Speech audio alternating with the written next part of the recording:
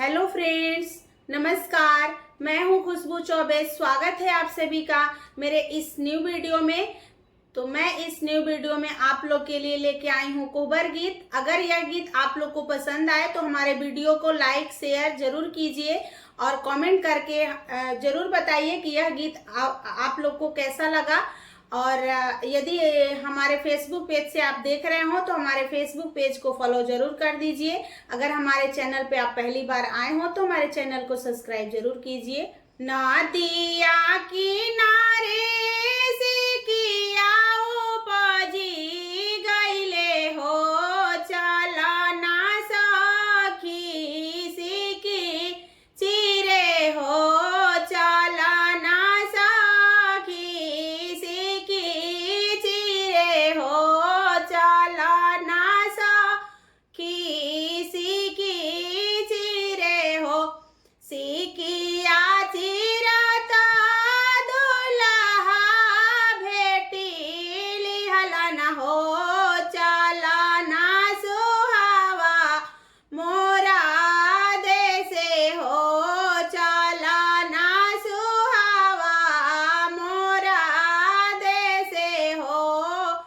कैसे में चली प्रभु जी रउआ देसे हो, पापा बिनु रहब कैसे हो, आमा बिनु जियब कैसे हो, पापा बिनु रहब कैसे हो, आमा बिनु जियब कैसे हो। सभावा बैठल हमारा पापा के देखिया हो, आपन पापा बिसारी दिया हो, आपन पापा बिसारी दिया हो। माचिया बैठल हमारा आमा के देखिया हो, आपन आमा बिसारी दिया हो, आपन आमा बिसारी दिया हो। सिकिया चिरता दुल्हा भेटी लिहलन हो, चला ना सुहावा मोरा देसे हो, चला ना सुहावा मोरा देसे हो। कैसे में चली प्रभु जी रउआ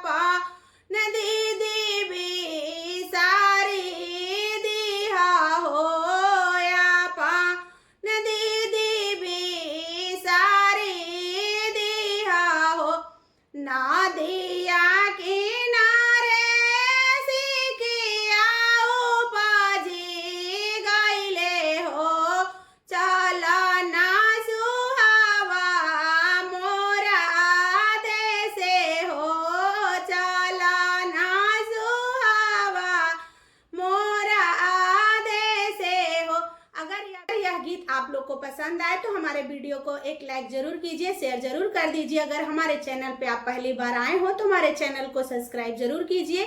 thanks for watching my video. तो मिलते हैं नेक्स्ट वीडियो में। Bye by.